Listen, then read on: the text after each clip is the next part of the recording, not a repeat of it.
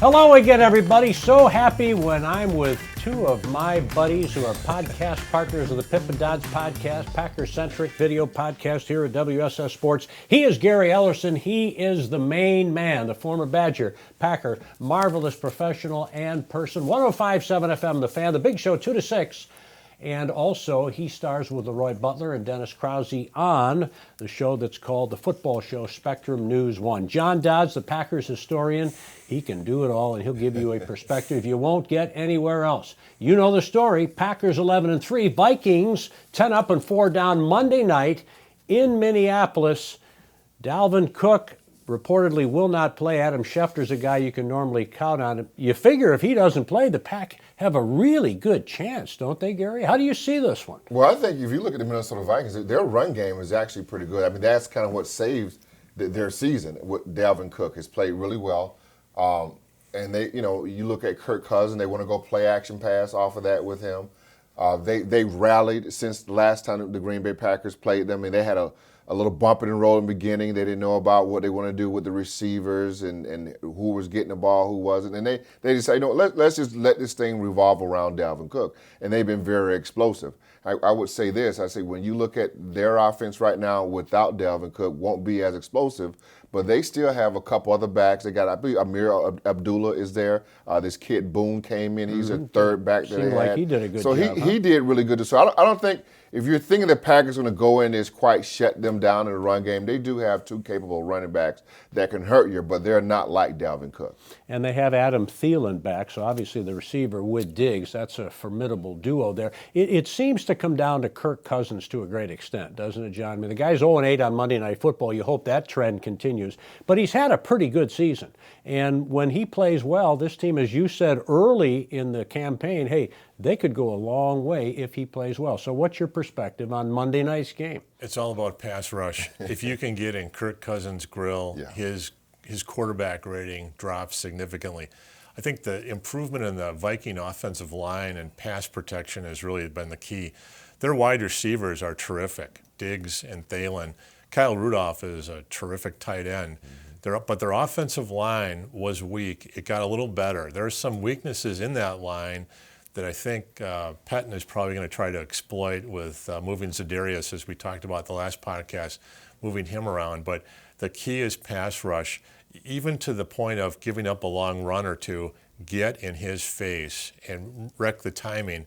The Packers have a much faster secondary than they have in years past, and they're all, knock on wood, pretty much healthy. So they have the speed to stay with Diggs and Thielen. And there's a pulse at safety this year with Amos and Savage. There was nothing at that position last year. So the Packers are much better. The only weakness the Packers had is right over the middle. It seems like the speed of the middle linebacker, Blake Martinez. He gets a lot of tackles, but sometimes he's half a step late in coverage. And not having Dalvin Cook will be a big advantage because he's really good out of the backfield. Yeah. You look at the Pack, we talked about this in the last podcast, and I don't know, I love Matt LaFleur, I really do. And you have to love 11-3. No other Packers first-year coach. I mean, not even close. And we didn't expect this. You said that earlier. But he's having trouble, it seems, and I assume it's the experience factor or lack thereof, a coordinator for 1 year and a head coach now, but the in-game adjustments. And I'm concerned about that when you go up against a defensive-minded head coach in Mike Zimmer. What is he learning, do you think, that he might implement as he tries to do his part to put Aaron Rodgers in the best position to win? And we know that 12 is going to do his thing, so we've been chatting about them having to mesh. What can he do? What does he learn? Do you think somebody's, I should have done this, I should have done that? I mean, I think when you – John maybe can remember a game. Maybe, there was a couple games back where I think they went forward on fourth down right before halftime, and they got stuffed. That was in Green Bay. And I think they interviewed him, and he says, well, I would have ran a different play. I mean, I still would have gone for it, but I would have. So, yeah, he is learning on the job. I mean, but I still think there's something with him and with Rodgers and how they want the offense to work. And it's just not smoothed out yet. I think that's what we're seeing. I think that's why we're seeing the highs and the lows. I mean, you go back to look at the Chicago game, that drive they had coming out of halftime in the third quarter right there, that was a a thing of beauty. And so I just think they're still trying to have this thing come together and form a plan on how they want this offense to look. And I think it's a fluid situation. I also think that if you look at their receivers, they're not what they are accustomed to. Back when they had all the good guys, we all know who those guys were. So, I mean, he doesn't have a lot of, great guys to throw to. And I think those guys are also learning on the job as well. You look at the tight end spot, Jimmy Graham. I mean, I like him, but seems to be slowing down every game. A lot. And so, but then when Aaron Rodgers throws the football over his head, he really can't afford to do that, because now I think Aaron Rodgers' mistakes are so great now because he has to play a tighter game more so than he's ever played before. So I think when you look at this offense, I still think even with a couple games left to go in the year, I still think this offense is a work in progress. I don't know if we'll ever see the true offense. Now, I hope we see it Monday night. I mean, if they're going to win this thing Monday night, John, I think it's got to be about Aaron Rodgers. Or can they continue to win ugly? Yeah, the defensive front for Minnesota is one of the best in the NFL, and their safety, Harrison Smith, is too. So up the middle, they're as good as anyone in the NFL. But they've had problems this year at corner. Xavier Rhodes is just not the same player. I don't know what happened if he's nicked up and they're not saying it, but you can exploit them outside. The Packer offensive line is completely intact, except for even an upgrade from Taylor was replaced by Jenkins. There's been an upgrade in that. Outstanding, the rookie. The issue comes down to noise, because with noise, the tackles, Brian Bulaga and Bakhtiari, can't hear the center snap. So Bulaga's looking in and sees the snap, and just doing that gives the split second for that defensive lineman to move at certain place or move that he's not expecting. Huge advantage. You see that in Seattle. Seattle gets a big advantage. San Francisco, Bosa was getting a big advantage on that because Bulaga had his head turned, that little head turn. So it's going to be interesting. The other thing that Minnesota does is they have those two middle linebackers. They have Barr and Kendricks, and they blitz up the A gap on either side of the center. And if the way to destroy the West Coast is to get into on the three-step drop, get up the middle in Rodgers' face, push the pocket. It got so bad with John Randall against Favre back in the early 90s that Ron Wolf drafted Aaron Taylor from Notre Dame just to plug that up, so to keep that pocket. A couple of guys, Robert Tonyan. People feel he should get more reps.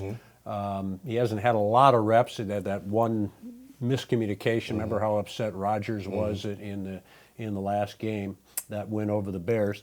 Also coming out and saying that Jake Kummerow is going to get more snaps. And I would think, Gary, deservedly so for the kid. He made his one target was a 49-yard effort against Chicago. Well, if you go back to preseason, I mean, Kummerow has been doing it since preseason and just showing flashes all along. I think he deserves it. I think he deserves a chance to be in the rotation, more significant playing time he should get. Also, Lazard, I think, should be featured a little bit more, along with Devontae Adams. Of course, he's going to be a mainstay. You talk a little bit about tight end. I mean, Jimmy Graham can hurt you a little bit, but he's not going to get deep on you. I mean, unless all these other guys are working, you can slip him down. What a shame that he's a shadow of himself, yeah, Gary, because he was so good when he was younger and healthy. Well, listen, every time I turn on my TV and I see Jared Cook running down, that just upsets me so much. I mean, I have no idea what happened with that Jared Cook deal, but that's the guy we needed. I mean, that's the guy we need today, right there. But so now we got Jimmy Graham, so we tried to make up for that, and it didn't work. And when they drafted Jay Sternberger, now that's the guy I think, you're talking about Lazard though, but I think Jace is the guy, maybe this is for next year, but he's a guy, could be a Jermichael Finley-like tight end if he can develop. What happened with Cook, he made that unbelievable catch at Dallas, one of the top 10 plays I've ever seen in the NFL where Rodgers hit him out of bounds. And I think Rodgers said in the postgame, we have to keep Cookie. And his agent took that to heart, and he came in asking for, I think, $8 to $9 million, and Ted Thompson, started coughing. So they ended up saying no, and he signed for I think $6.5 million, but then they went another direction, signing their tight end about the same price, and they've just gotten over the hill players on the back nine, as Rodgers would say, and it's just a shame because Cook was the guy to give you some speed, minimal blocking, but it doesn't matter. He was a Jermichael Finley type, yeah. So they certainly don't get to the NFC Championship, the tough outcome in Atlanta in that 2016 season without Rodgers and Aaron Cook, and it speaks to the importance, as we've talked, Gary, of the tight end for Aaron Rodgers. So now you turn around and you look at a Vikings team that is, you might say, desperate to win, right? Because they understand they might sneak into the playoffs depending on what happens with the Rams-Niners game, I believe it is, on this coming Saturday. But still, they're looking at a Packers team that they have to beat. How do you see this one? Can they go in there and get a victory? Well, I mean, it's another rivalry game. It's another game for the Green Bay Packers to buckle your chin strap. I mean, it's not the Packers-Bear rivalry, but it's most certainly, I can say back when Leroy Butler and them played, the Vikings became more the rivalry for the Packers than the Bears did because they weren't winning. Right. Listen, it's been about the Vikings and the Packers here of late, who's going to win the division. And I think it's going to be a tough game for them to go up there and play. Like I say, that's a dome. You talk about the crowd noise. That's going to be tough for them to overcome. So that they have that going for them. But listen, if you ask me who can win, I think this is the game that we see Aaron Rodgers. But although I think it's going to be a tough fought game, I think the Packers can go up there and get a win 30-27. Nice. I'm loving it. He is on his game. 30 points, JD. Wow. It's been a while. Stepping up. Finally. And maybe Rodgers can get you 350 yards this game. What do you think? Well, what's interesting because I know you love Rodgers. I do. He loves him. he loves him some Aaron Rodgers. Yeah, he loves partial. Favre and Rodgers. He loves 12. Nobody can say anything bad about him. The first game, the Packers, I don't know if you remember this, they started off quickly, and they did it going wide. They hit Aaron Jones wide. They hit Jamal Williams wide on the flanks. They hit Devontae Adams, and they went all the way down the field. They got 14 quick points. Got up, and then they hung on. Got about 20. That's been their MO, right? All year. Then Zimmer changed up, played zone, went wider a little bit, so that shut that down. And then the offensive line at the time wasn't playing as well as it is now, and the running game wasn't as good. True. Detroit's next week. Minnesota is extremely good in the front seven. So can you run against them? You can run against them.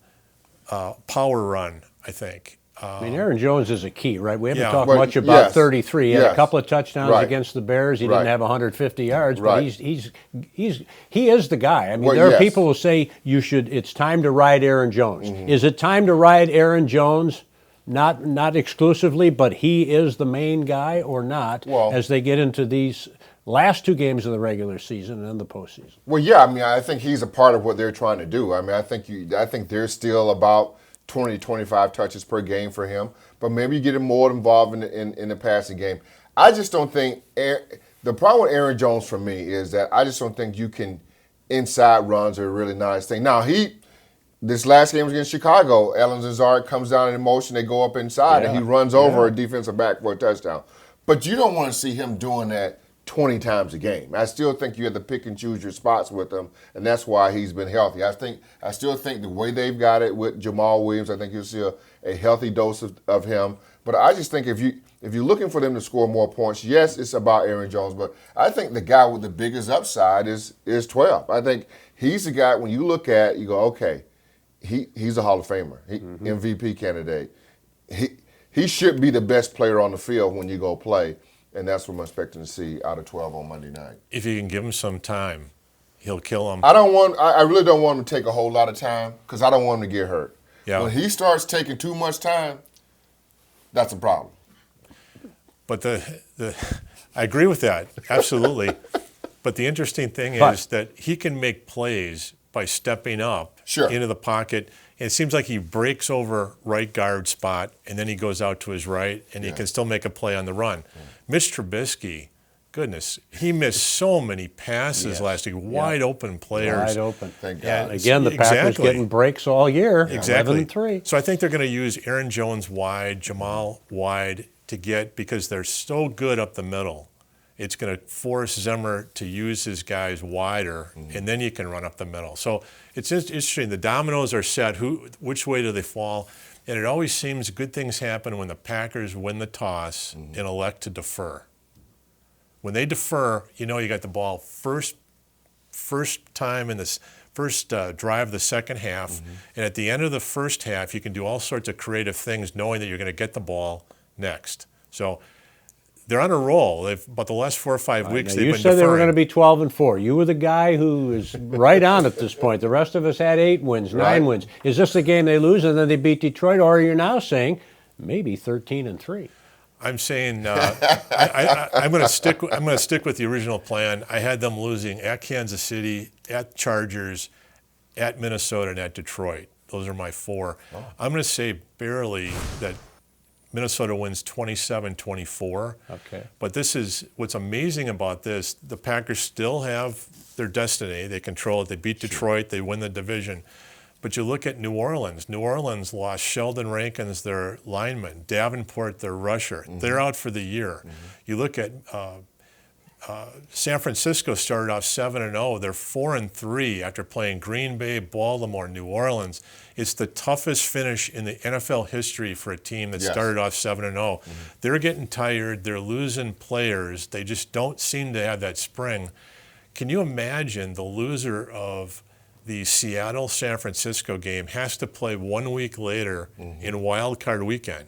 So that could be a big advantage, even if the Packers play them first game, if they're playing a tired team. But if the Packers can get 2 wins and get that bye, that's going to mean a lot, because you can let the other teams beat themselves up on Wild Card Weekend. Gary's been pointing that out all year. Right. And he's always astute and spot on with that. But now, wait a minute. You said something. I don't know if this hairy ear here heard this correct. You said they're going to lose to Detroit, too? You had them at preseason. So are you saying there's a chance 2 losses? They're going to split? You're now saying they're going to win in Detroit, correct? Yes. They're going to finish 12-4. Put words in your mouth, right. but you're going to stick with 12-4. Right. I'm sticking at 12-4. All right. The Philadelphia game was the only game I didn't see. Yeah. And that was they're at the 1 yard line. Especially the way What was that about? What's interesting is they can't. And Adams won out, right? If Adams stays healthy, maybe they win that one. Well, and What a also, game he had. They needed a power running back, and Jamal Williams was knocked out the first play of the game on a dirty hit. That was a problem. But for whatever reason, the Packers cannot run short yardage, 4th and 1, 3rd and 1. But when they get to about the 4 or the 5 yard line, they can run an inside trap, and it seems like Aaron Jones has some cloaking device where he gets in and nobody can see him until he's in the end zone. It's very Emmitt Smith-like. Yeah.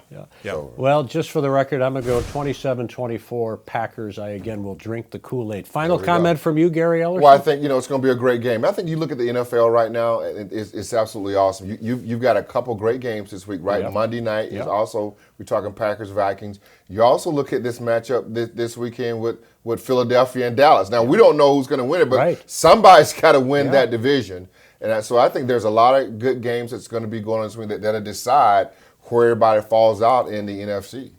Well, it's the time of year we have our greatest gift. I don't think we're going to be recording on Christmas. I don't know. John Dodds might want to come here early in the morning. We'll have to talk with Jason and Derek at WSS Sports. Thank you to our great sponsor, Professional Construction, Inc. They celebrated their 15th anniversary recently. Mike and Michelle Grau, they are all-stars in terms of what they do for you. With your home and remodeling, et cetera, but also in the community. And we look forward to getting out and sharing some of those stories as we go forward. The Pip and Dodds podcast with the star, Gary Ellerson, WSS Sports, and you, the stars. Thank you so much. God's blessings. See you soon.